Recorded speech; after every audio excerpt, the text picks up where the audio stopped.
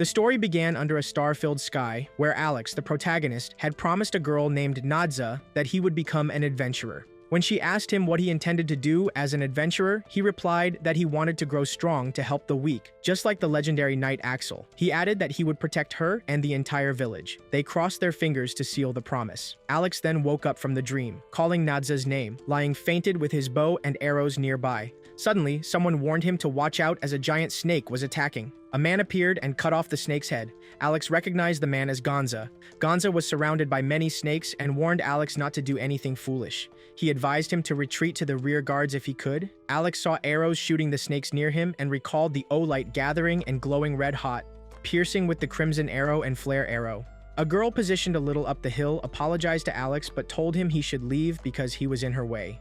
Alex agreed, thinking to himself that he wished he had the skill to burn the snakes like that, though he knew it was just wishful thinking. More snakes came to attack, and another man intervened to block their strike aimed at Alex. This man urged Alex to get out of there and explained that was why he didn't want to bring Alex on the quest, because Alex had no skills. He scolded Alex, saying adventurers needed skills, and Alex had yet to manifest even one. His luck, he added, was desperately bad. The man felt sorry for Captain Gonza, as Alex was actually a burden to them. Alex reflected that it had been 3 whole years since he had left the village. Since then, he had been branded as someone with no skills, and parties only wanted him as bait or a luggage carrier. A snake fell toward Alex, but he tried to block it and ended up falling himself.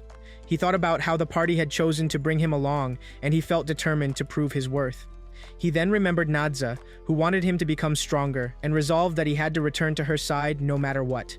He recalled the night when he had spoken with Nadza, who told him that she was only lending him the charm. She warned that being an adventurer was dangerous and that many people had lost their lives. She wished for him to come back safely. At that moment, Alex noticed that Gonza had been captured by a snake. Despite his weakness, Alex rushed forward, believing he had to help because he was still an adventurer. Although a girl tried to stop him, he did not stop and stabbed his sword into the snake. Unfortunately, his sword broke as a result. The scene then shifted to Renome, the town of the Dragon Lord. There, the guild receptionist Chico told Alex that he was lucky to have escaped with only minor wounds again, warning him that things could have been much worse if Alex had slipped up even a little more. Alex apologized to her, and Gonza asked her not to blame Alex, explaining that Alex had only been trying to help.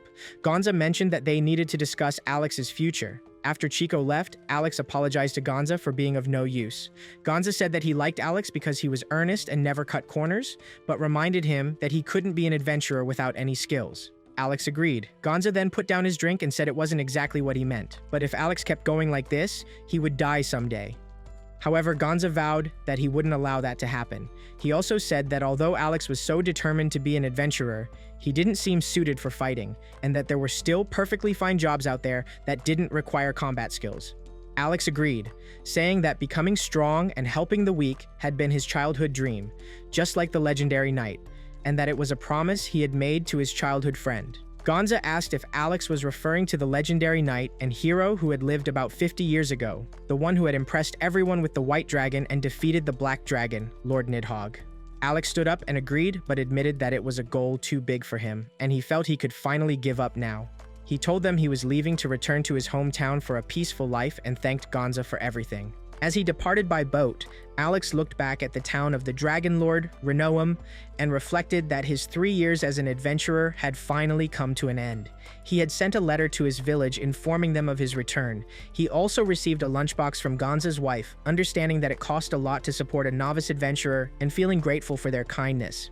However, he worried that Nadza and the rest of the village were probably disappointed in him. Alex wondered how people would talk about him, whether they could really believe that a kid with no skills had run away and was now coming back, talking big but lacking any talent. He hoped it wouldn't be like that and told himself he couldn't face Nadza looking pitiful.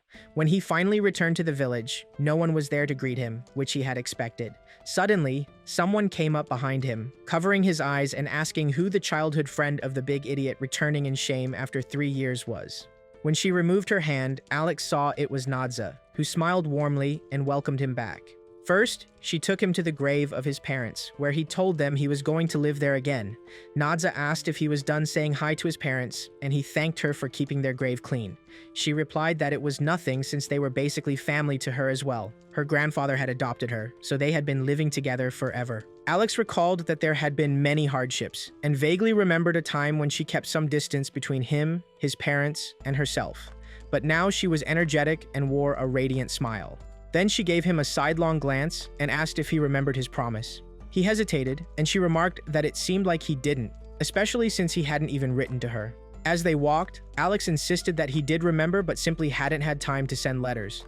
Nadza asked if his feelings were that shallow. He apologized, explaining that he wanted to become an amazing adventurer but couldn't. He never became as skilled with the sword as he had hoped and had never awakened a skill throughout his life. Despite trying, people wouldn't accept him even as a guard without skills. Still, he persisted, and a few parties had taken him in, but they all eventually fired him. He called himself useless, but guessed that figuring all this out had made the trip worthwhile. Nadza pulled Alex into a hug to cheer him up. He felt the warmth of the embrace and realized that his desire to become strong came from wanting to protect others. She then told him to wait and promised that she would reach an even higher rank so she could take care of him for the rest of his life. Alex silently thanked her, thinking that he wanted to reach the gold rank or even higher so he could protect and care for everyone. He made a promise to Nadza that he would become strong, reminding her that she had been waiting for him all this time and that there was no reason for her not to cheer him on. Then, she called him closer and asked him to listen carefully before suddenly asking if he would take her as his wife. Alex was shocked to hear this.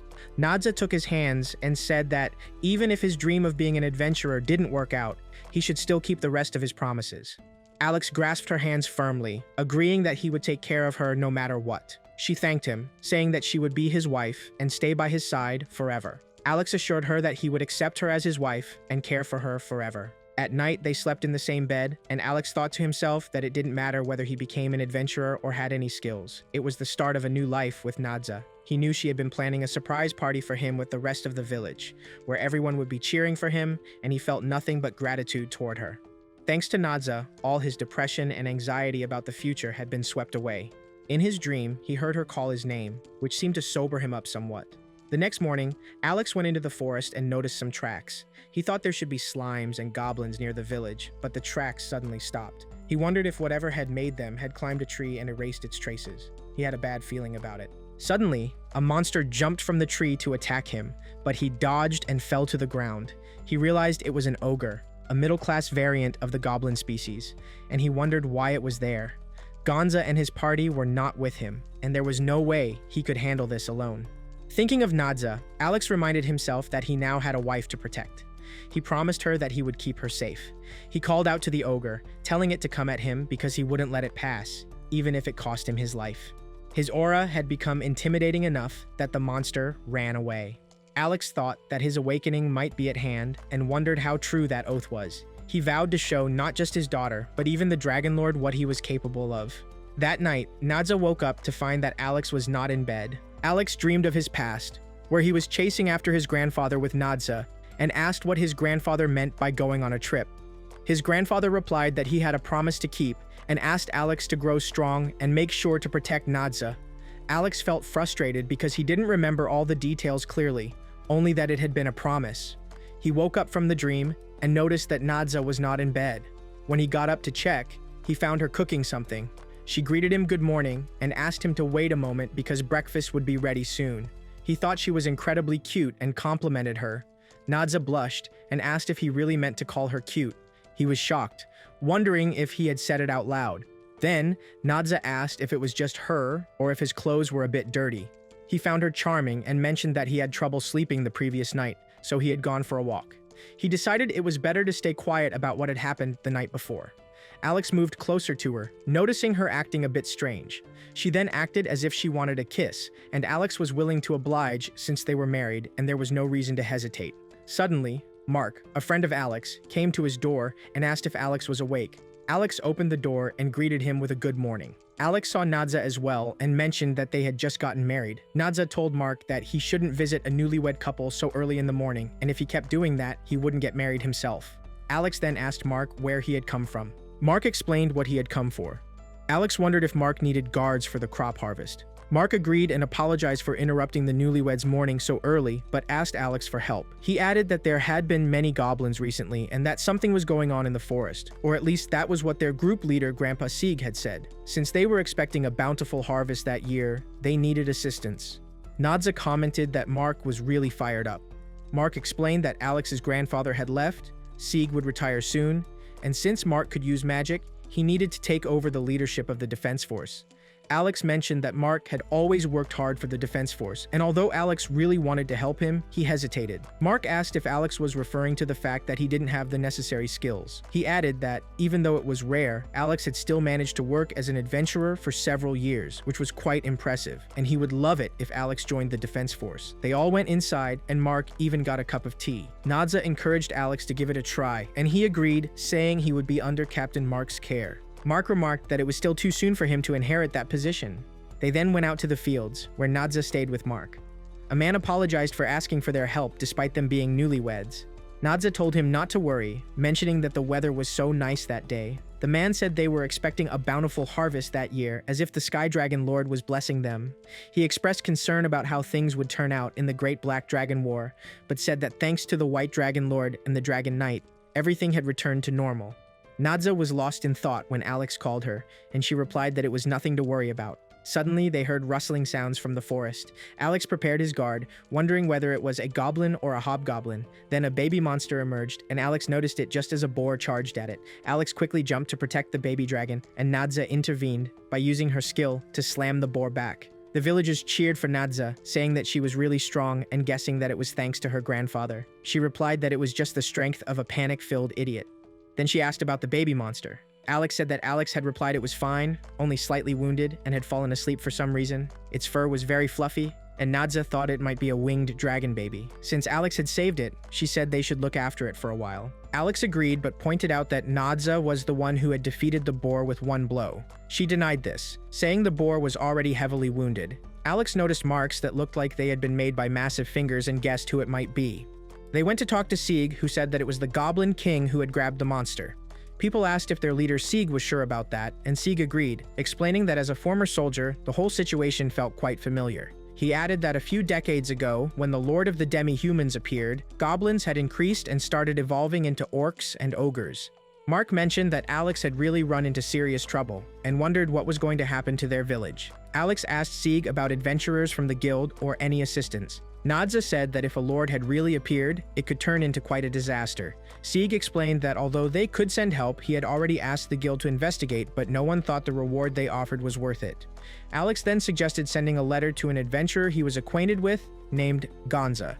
Mark was surprised to hear the name, and asked if Alex knew him. Alex replied that Gonza was the leader of the party he had joined, and he was sure Gonza would arrive in a few days to help. The villagers were happy to hear that adventurers were coming to save them, but agreed that they couldn't just rely on others and should prepare to fight as well. The next morning, Alex was practicing swordsmanship outside.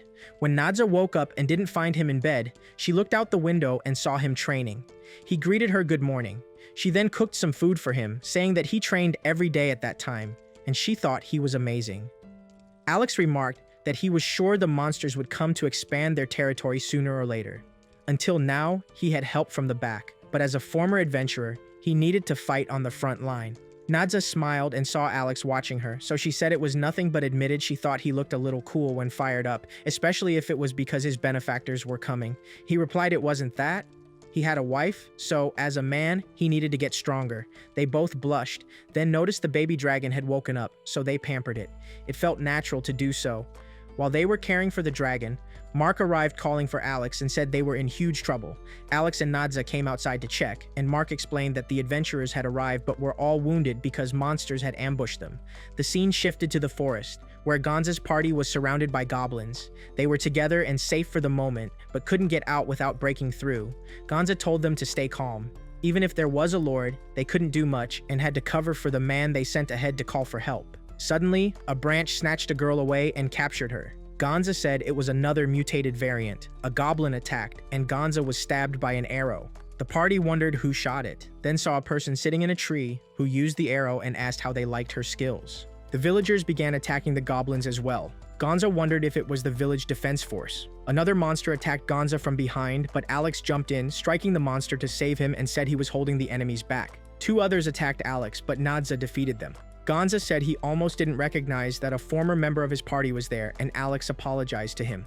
Gonza remarked that Alex had changed a lot. Alex said that he was still the same as before, and Gonza remarked that it seemed Alex had found someone to protect.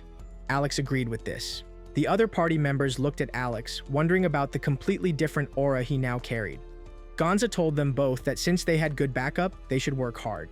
Alex thought that Gonza and his party were truly amazing, and at that rate, they would repel the monsters in no time. However, for some reason, he still had a bad feeling. He suddenly imagined Nadza being captured by a giant monster and wondered what that vision meant. Then he was urged to look toward the village, from where smoke was rising. Alex rushed there, thinking the monsters had started using new tactics because a lord had appeared nearby. But when he arrived, there was no lord where they had fought, and the ambush on the adventurers had only been a distraction. The real target was the village. He was very worried about Nadza. Upon reaching the village, he found it completely destroyed and saw Mark. Alex asked if he was all right.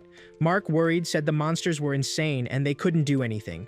He urged Alex and Nadza to run away, explaining that the Lord monster was on a different level and there was no use fighting it. Nadza approached Sieg, telling him to get a grip. Sieg replied that it was useless and told Nadza to hurry and hide with the others. He insisted he needed to keep her safe since her husband wasn't there. Suddenly, the Lord monster came to capture her, claiming he sensed the power of a dragon within her.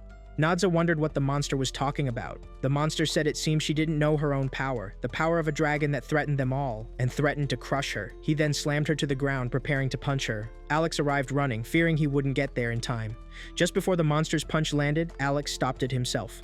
Nadza wondered why Alex wasn't backing away. Alex took the hit, and others worried for him. He thought the monster was no opponent he could hope to defeat. He had always fought while being protected by others. He gave it everything he had, but was helpless. He tried to save Nadza and urged her to run away, but she refused. He felt something was off, as if he had experienced something like this before. She begged him not to die and not to leave her alone. The Lord monster called them pathetic insects and told Nadza that she was the one it sought. She denied this, saying that she was Alex's wife and that he was not pathetic but a mighty knight. Alex was reminded of his grandfather's words, who had asked him to protect Nadza. The Lord monster claimed that humans were no match for them. At that moment, Alex felt something different, though he was lying down. Alex felt as if someone was calling his name and telling him not to die like that. He realized it was Nadza. He recalled his past with Nadza, though he did not fully remember everything. Instead, he found himself in a strange place where a flying man appeared behind him and said it seemed Alex's memories were returning. Surprised, Alex wondered who the man was. The man explained that Alex had not yet fully remembered and that it was an honor to meet him again, though it was neither the first time nor place. He told Alex that his worthlessness had put the village and even Nadza in grave danger. Then the man showed Alex all the people, including Gonza and his party, who were protecting him while being attacked by goblins. Alex felt extremely frustrated and wondered if he was dead. He knew he could do nothing to help Nadza or anyone else and questioned what he should do to survive. The man said that Alex had no skills and was not even strong enough to be an adventurer, so he should just give up. In response, Alex declared that he would fight, even if it was only for a split second longer, to protect Nadza, no matter what. The man laughed and suddenly transformed into a giant black dragon, saying that if Alex had given up then, the dragon would have beaten him to death. Alex was shocked to see the dragon and asked who he was. The dragon introduced himself as the Black Dragon Lord, a great villain of the war that divided the world, who had fought both dragons and humans. He explained that he had engraved a seal on Alex and offered to release it, promising that all Alex's dreams would come true. Alex then asked if that meant he would be able to continue fighting. The Black Dragon Lord agreed, but warned that it was a power no human could handle and that Alex might be consumed by it. Alex then remembered how he had killed goblins to save Nadza. The goblins explained that at Nadza's request, the Black Dragon Lord had sealed the pass to help Alex escape difficulty, but he would not do so again. Alex asked the man to release the seal because Nadza meant everything to him and he truly loved her. The dragon agreed, capturing Alex in his mouth while calling him his son-in-law and leaving his daughter in Alex's care. At that moment, Nadza woke up remembering something. Gonza asked what had happened, and she replied that she had made Alex forget everything. Suddenly, a monster attacked Gonza, forcing him to fall back. Gonza said he could feel the dragon's energy growing, and that they needed to crush Nadza before she became a threat.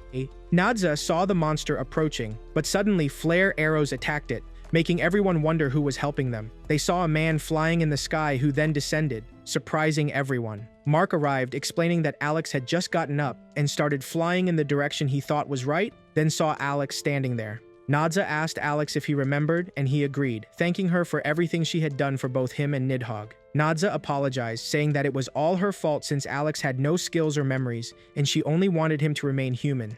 Alex replied that he had survived, and now it was his turn to protect her. He could not call himself her husband otherwise. Everyone was watching them, and Gonza wondered if Alex was the one who had saved them. Alex apologized and told them to talk later, leaving the matter to him. He stood against the monster, feeling something strange. The monster dismissed Alex's struggle as a vain final effort from a mere human. Alex declared that he scorned those weaker than himself, which made them quick, and his power was not that of a human, but of a dragon lord. He then challenged the monster to come at him. The monster roared loudly and lunged to punch Alex. Alex stopped the attack with his hands and then threw a broken sword at the monster, hitting it with a huge blast that defeated it. The monster found it impossible that a human like Alex could kill such a creature. The mage girl and Gonza wondered if it was really Alex. Gonza said there was no doubt it was the usual Alex. As other monsters approached to attack him, Alex advanced, releasing his power through his hands to kill them, saying he would not forgive them. He explained that they had become drunk on power, expanding their territory, and had even attacked his village to harm his friends.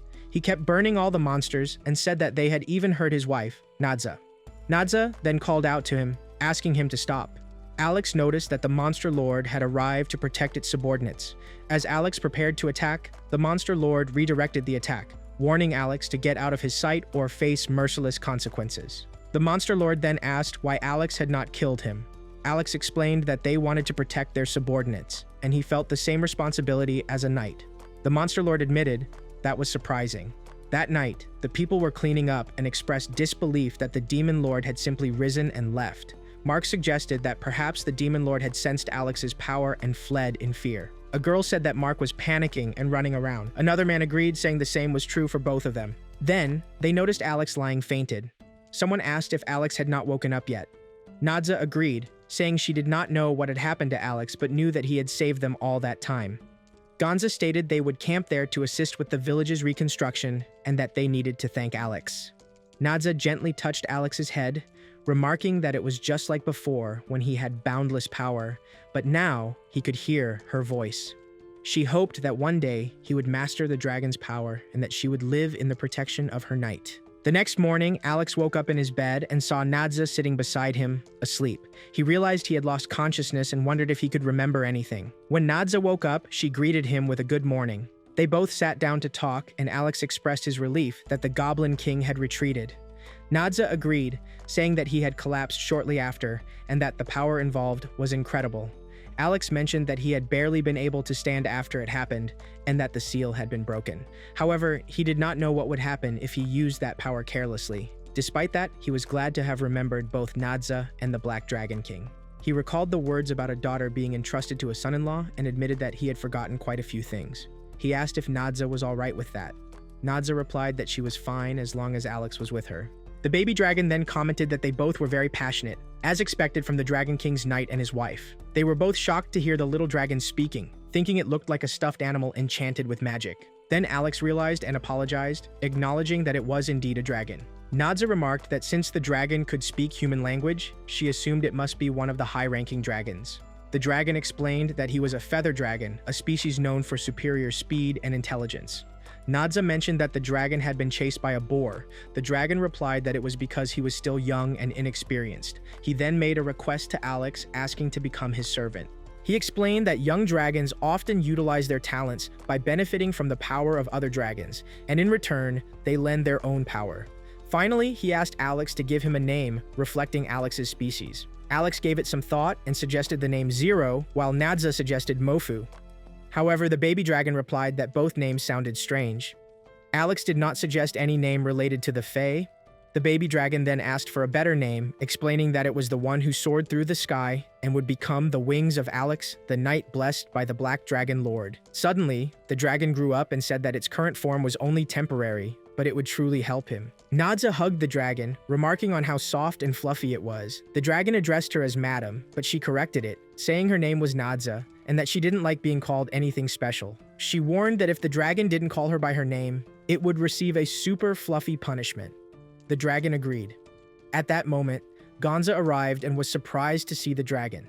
As Alex explained everything to him, Gonza expressed his amazement and said that Alex and the others from the village had saved him. He then asked how Alex was doing. Alex replied that he was completely fine and credited the power for it.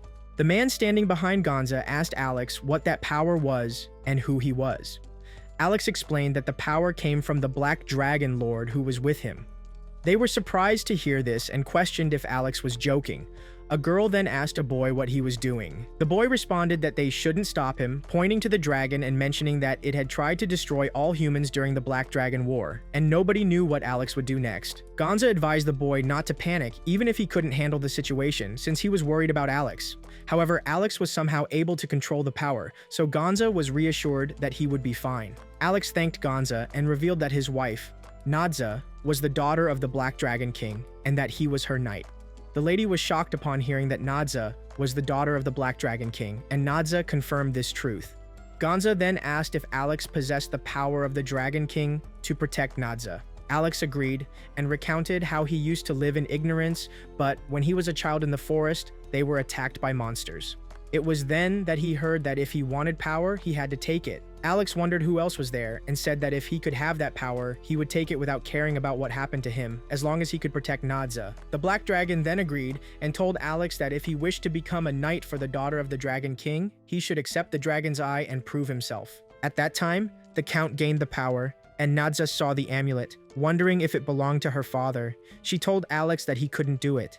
Alex explained to the others that there was no way her body could withstand the power of the mighty dragon.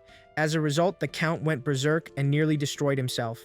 However, by connecting with Nadza, he was able to shield his power and memories to survive. Even now, Alex said, there was no guarantee that the Count was safe, but he was willing to risk everything to save his life and would protect Nadza at any cost. Gonza became emotional and said that Alex had truly become a man, adding that he had always been a good man in the past, and they all believed in him.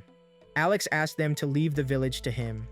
Once, while Alex was practicing swordsmanship, Nadza mentioned that it was fortunate for Alex to have met some truly great people. Alex agreed, saying that he was able to speak up because of them, but if anyone disliked or targeted Nadza, he would fight them regardless of who they were. Faye, the dragon, called Nadza and asked why Alex was training. Nadza replied that it was his daily routine, and at the end of the day, the dragon's power still came from her father. Alex had said that if he relied on that power alone, he wouldn't be able to fight, and that he had always had that stubborn side. Faye said that was still a bit surprising. Nadza thought of her father and said that Alex would become stronger, and that he would have her full support until the day he overcame the negative power and became a true dragon knight. She hoped that her father would rest within Alex.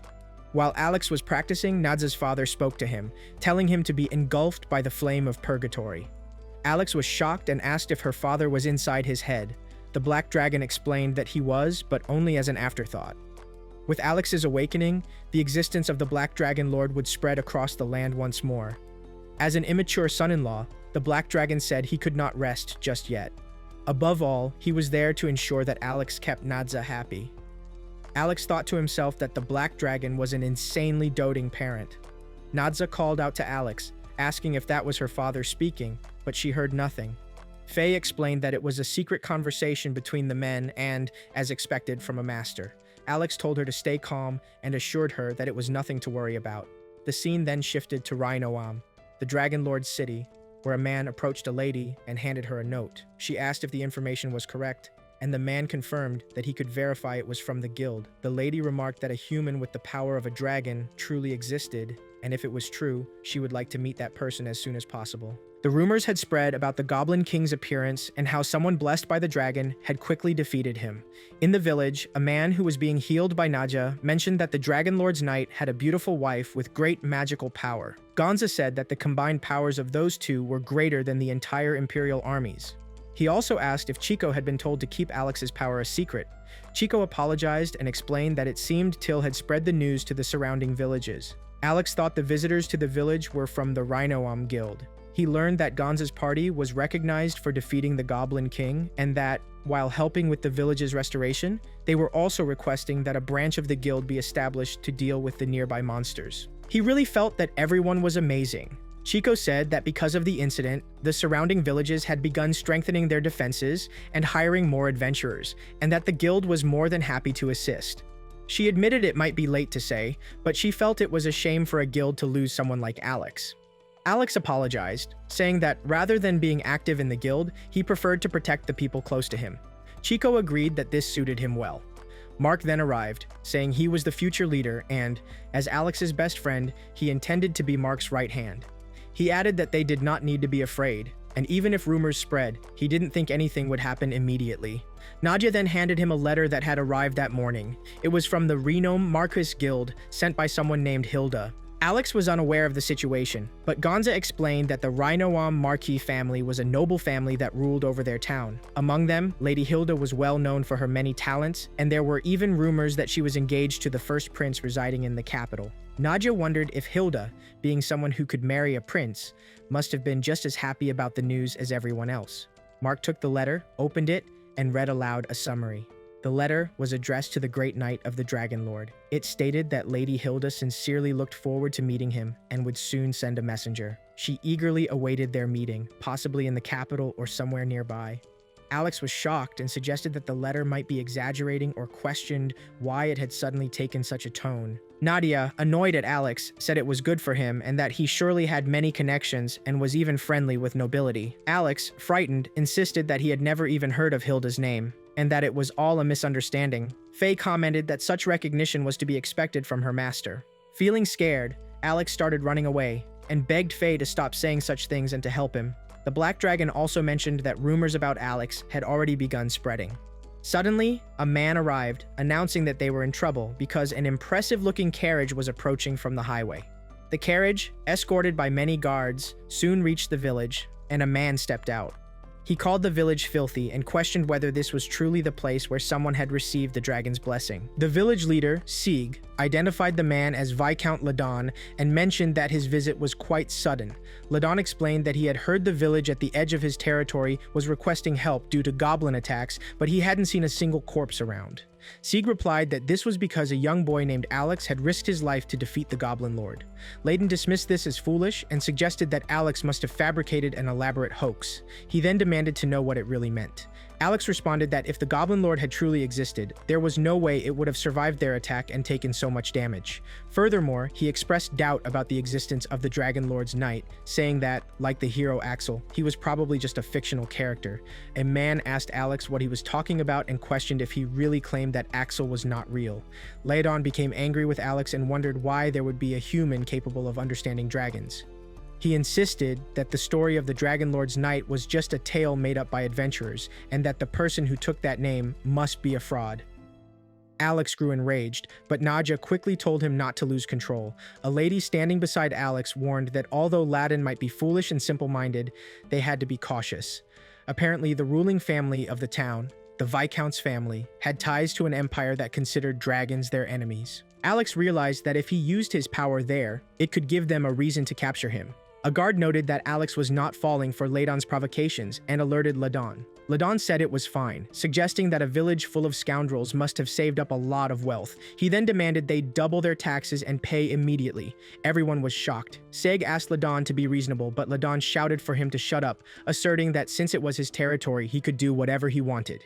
Then, a guard approached Nadja and asked if she was Alex's wife, mentioning that he had something he wanted to discuss with her. At night, as the villagers talked among themselves, they learned that in exchange for extending the deadline by half a month, Nadja would be taken away if they failed to pay. A woman mentioned rumors that Nadja and someone else were a couple, and she was certain that their enemies wanted to capture at least one of them. A man said it was impossible to gather double the required amount within just half a month. Sieg added that even if they managed to pay, as long as those two remained the target, the enemies would only raise the demand further next time. Alex explained that despite the power of the Dragon Lord, he was limited in what he could do because he had to prioritize the safety of the village and his position. He wondered if this was how he was supposed to protect Nadja. Ultimately, he decided they should leave the village. Mark was shocked by this, but Nadja told Alex they wouldn't leave because it was their hometown. Alex replied that it was better that way. He thought that the Dragon Lord and his knight were beings watched by the whole world, just as Nidhugg had said, and that this decision was for Nadja's sake as well as to avoid involving everyone else. A girl told Alex not to think like that, saying that just because he and Nadja were the daughter of the Black Dragon Lord and his knight, they would not be a burden to everyone else. A man then hugged Alex and reassured him that he was not a burden, and that they were the ones who had saved all their lives.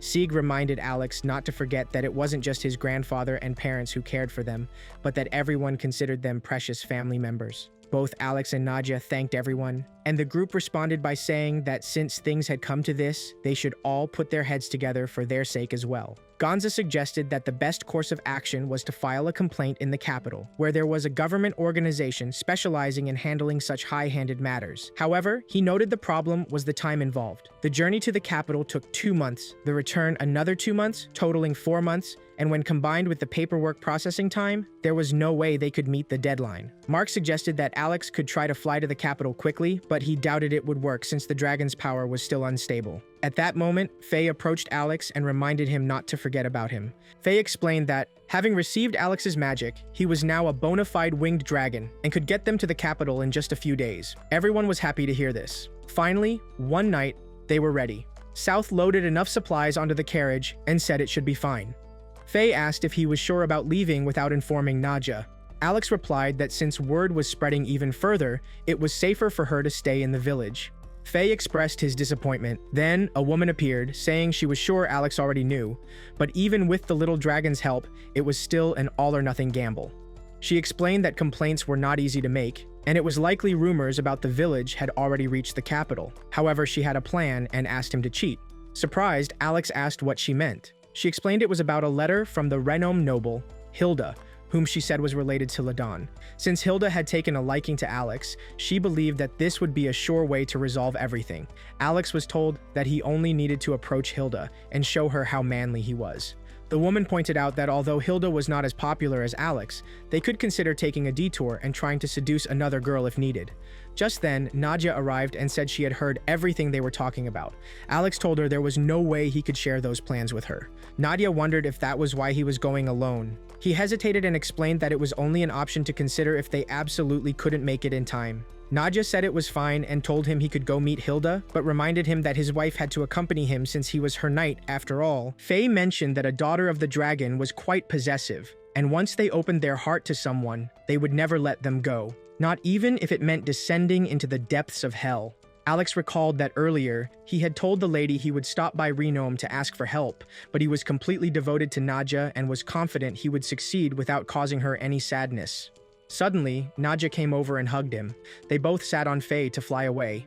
Faye explained that, with levitation magic, he could completely nullify their combined weight, so their speed would not be affected.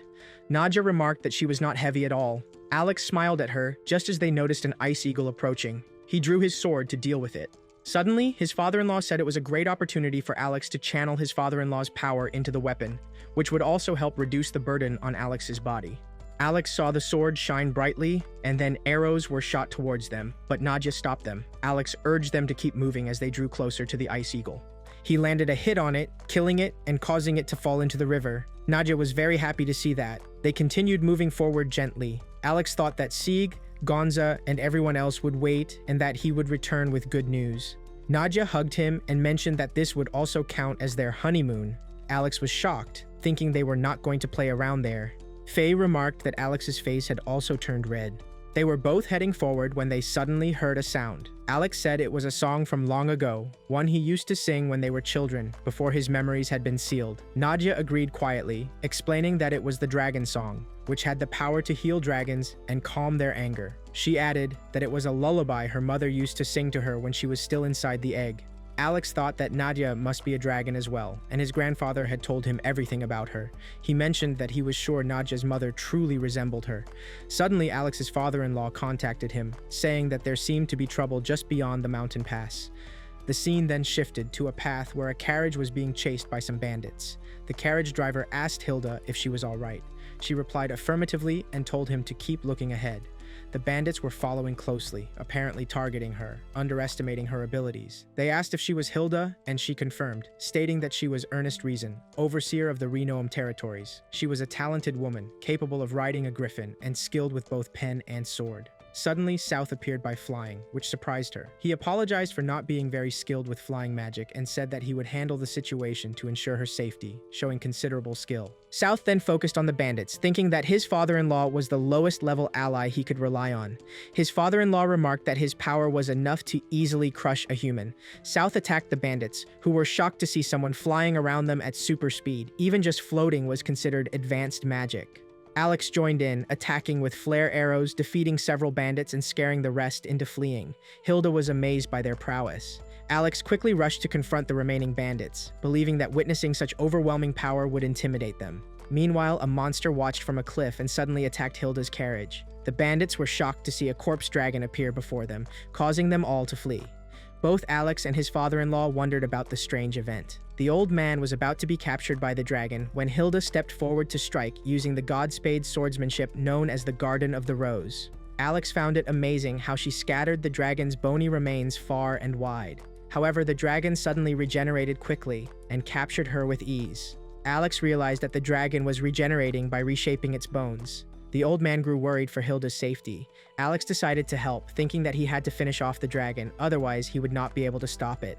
But first, he needed to save Hilda. The old man warned Alex not to approach, but as Alex got closer, he was also captured by the dragon. The old man feared it was all over. Meanwhile, Faye, exhausted from flying, had transformed into a small dragon-like form and was resting in Nadja's hands, who was worried about Alex. Suddenly, a glowing aura surrounded Alex, and he shifted into a different form with flares, surprising everyone. Hilda's guards arrived, relieved and happy to see her safe. They felt ashamed for being separated due to the bandits. Hilda reassured them that it was fine and they had done well. The old man expressed his gratitude to Alex, acknowledging that it was thanks to him that Hilda was safe. Alex introduced himself, saying he was glad to be of help. Hilda then approached him and asked if he was Alex, the Dragon Lord's knight. As Alex agreed, she remarked that it must be fate that he had come to see her personally. He thought to himself that he had never considered himself good with that kind of person. Suddenly, Nadja came over and grabbed Alex's hand, feeling jealous. Hilda asked about Nadja, and Alex explained that she was his wife. Hilda then pointed out that Alex was still staring at her, to which he denied, admitting only that she had a keen eye. She took hold of his hand, saying she took great pride in her proportions. His hand rested between her body, and Alex couldn't help but feel it was more impressive compared to Nadja's. Nadja seemed truly angered, wondering if they should give the cheater a little punishment. Alex asked her to wait and warned her not to misunderstand. After all he wanted was the most beautiful lady in the world, who was Nadja herself. Though Nadja was still angry, Alex hesitated before speaking. Then she said he was making her blush and that it was embarrassing, even if what he said was completely true. Hilda mentioned that Nadja was truly impressive and that she now accepted her defeat. However, she thought to herself not to show it too much, although her heart couldn't help but flutter. She added that the rumors said they made a wonderful pair, which made her envious. Once again, she expressed that it was an honor to meet them and introduced herself as Hilda of the Renome family, expressing her heartfelt gratitude. She said she was about to send a messenger to Alex. Alex then asked about the bandits. Hilda admitted it was embarrassing, but explained that it was a family matter, and it seemed the Empire's informant they had discovered had decided to take the initiative. Alex thought about the Empire. Hilda explained that, in reality, they were also dealing with matters and were hurrying to the capital. The Viscount Ladon was under investigation due to his ties with the Empire, which saw the dragon as its foe. If they could just gather solid evidence against him, the situation would be resolved. Understanding this, Hilda told Alex that as a token of gratitude for saving her from the crisis, her family would support him and Nadja if they decided to go to the capital. Alex thanked her for the offer. Hilda mentioned that the case had to be reported to the capital and then handed Alex a handkerchief, saying it would serve as proof of their support when he presented it there. After all, she was the fiancée of the first prince of the capital. Alex understood that Hilda was destined to become queen in the future and felt grateful. Hilda then asked how Alex had managed to arrive so quickly. Alex replied that if possible, he would rather not let others know. Faye thought to himself that, as a child of a dragonkin, that was the expected answer from Alex. Then Faye introduced himself as the winged dragon, excelling in both speed and intelligence, and said it was nice to meet Hilda. Hilda was happy to see Faye by that point. There was no doubt that with the power Alex had used to defeat the corpse dragon earlier, he truly was the Dragon Lord's knight. Alex then replied, asking what kind of dragon that had been, as he had never heard of an undead dragon before. Hilda replied that she didn't even know much herself, but that the dragons had recently appeared around the capital without any warning. She then took Alex's hand and said she believed he would be able to defeat them, given that he held the power of the Dragon Lord. She bowed and expressed that she looked forward to seeing him again once the matter was resolved. After that, Alex, along with Faye and Nadja, left. Alex mentioned that they had run into Hilda unexpectedly, but it was fortunate that they had managed to gain her cooperation. Then he asked if Nadja was upset. Faye asked what it meant to be Alex's support. Alex explained that relationships and connections were very important in the human world, and surrounding oneself with strong allies only brought benefits to those in power. In other words, Alex, who possessed the immense power of the dragon, was the best ally to have. Faye did not respond, but Nadja acted differently, saying she shouldn't have promised to let Alex meet Hilda, and suspected that Hilda was also aiming for Alex. Alex denied this, saying that Hilda seemed very polite, and that he was sure Nadja was just jealous. Nadja then said she had heard the voice of the corpse dragon, and it saddened her. She had a bad feeling about it. At that moment, a black dragon appeared, stating that they still had time before reaching the capital, and that it was a good opportunity to tell the story of a certain foolish dragon from the past. Suddenly, a dragon appeared in front of them. Alex's father-in-law told them to listen carefully, as it might well be related to what was to come, and suggested they think of it as a good way to pass the time. The scene shifted to Nadja, who contacted her fiancé Sigurd using magic, asking if he could hear her. Sigurd responded by asking what it was. Nadja explained that fate was unfolding and that she had been able to meet with the two of them. She was certain that Alex had a strong connection with his wife and that she truly was a dragon. Sigurd admitted that even his heart was starting to race upon hearing this. Alex's father-in-law began telling him the story of a foolish dragon, mentioning that it was a great way to pass the time on their journey to the capital. He explained that in a certain place, there was a black dragon who disliked conflict and longed for a peaceful life. This dragon's scales were said to repel any attack, and his breath could reduce everything to ash. However, he lived in human form to keep his true identity hidden. The father continued, saying the dragon lived with his beloved wife and his little sister, who also had black scales. The sister was curious and often visited human cities, hoping to understand humanity better. The dragon had warned her not to spend too much time with humans or reveal that she was a dragon, as there were both good and bad people among them. Nevertheless, everyone she met, from the innkeeper to the children, had been kind to her. He added that dragons absorbed the energy of the universe, with their eyes and hearts becoming springs of mana that nourished them. A single drop of a dragon's blood was so valuable that a human could live their entire short life in luxury from it, and she was reminded never to forget this.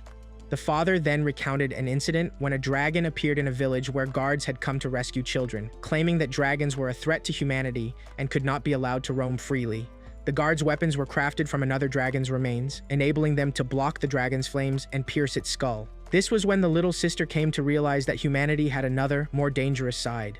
Though she could not kill people in front of the children, she did not resist when all the knights charged at her. The father said the black dragon felt deeply sorry about this. He went on to say that the black dragon's little sister, who loved humans, was slain by those who lusted after her power. Her fangs and scales were forcibly turned into weapons and armor. The black dragon sensed his sister's death, and when humans came for his nest, he released his power for the first time in centuries to protect his beloved wife. He warned the guards to step back, telling them that the flesh of his own little sister was dead, and asked if they were truly so desperate for power. The guards found it impossible to believe that the dragon was growing even stronger. The father continued explaining that the power the dragon had accumulated over centuries had earned him the title of Dragon Lord, and his flames of wrath easily defeated hundreds of soldiers. Before long, many dragons who had suffered at the hands of humans gathered under his leadership, and within a few centuries, the Great Black Dragon War had begun. Amidst the conflict, the Dragon Lord received a small blessing, the birth of his daughter, which caused him to smile for the first time since his sister's death.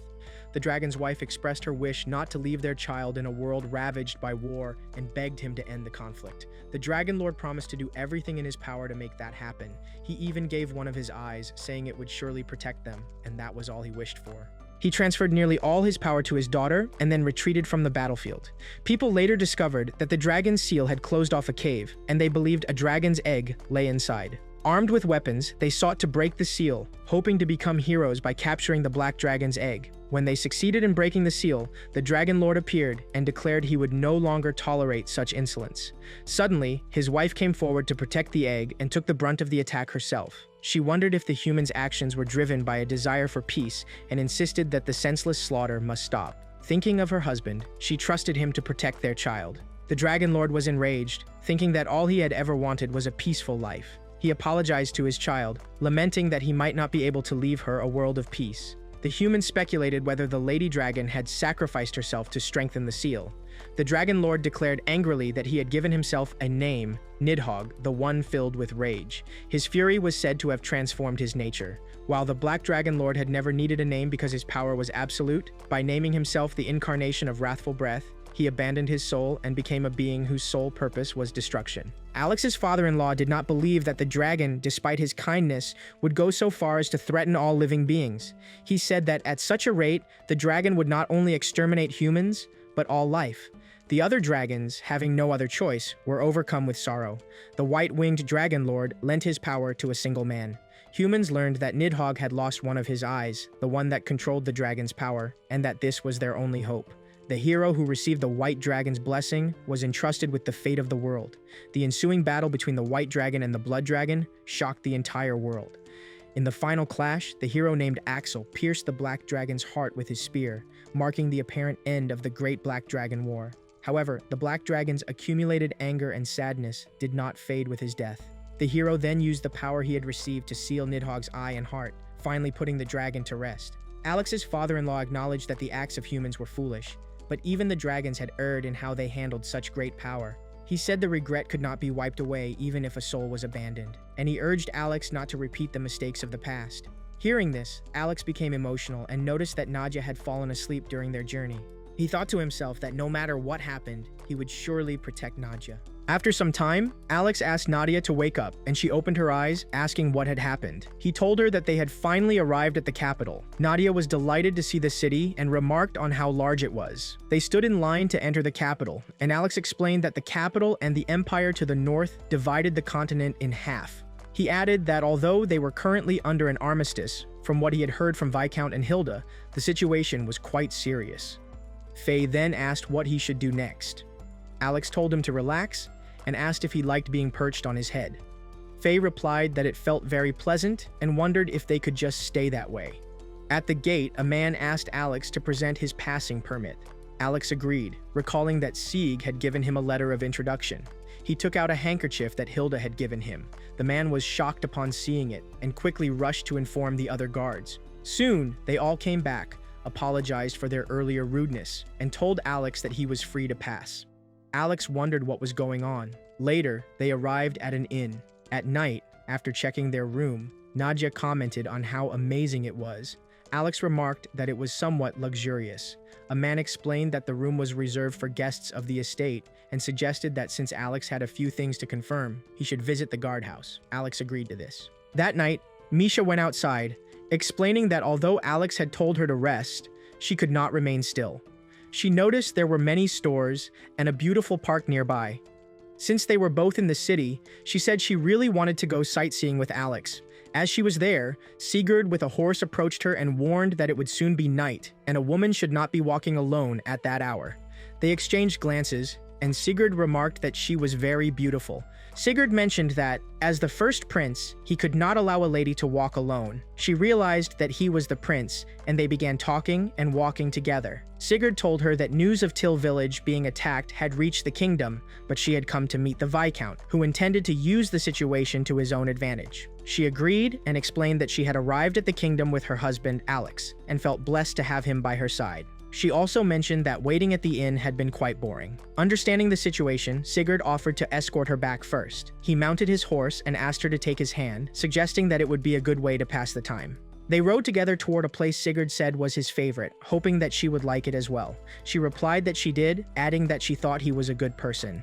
Sigurd then inquired about the dragon blood in her family. He explained that his own family carried the blood of their ancestral middle god Sormar, who was a serpent dragon, though that lineage had faded over time. He said it took a dragon to recognize another dragon, and since she had sensed his dragon blood, he was able to sense the dragon's power within her. He asked if she was a dragon as well. She hesitated, unsure of how to respond, and worried about the consequences if he found out. Sigurd assured her that he would keep the matter secret and swore on his ancestors. She then confessed that she was the daughter of the Black Dragon Lord Nidhogg. Suddenly, she emitted a dense aura, which initially scared Sigurd. However, he quickly composed himself, realizing that if this was true, she must be very strong. The powerful aura of the dragon made sense to him. As a Dragon Lord Knight, he was convinced that she was the key to his power.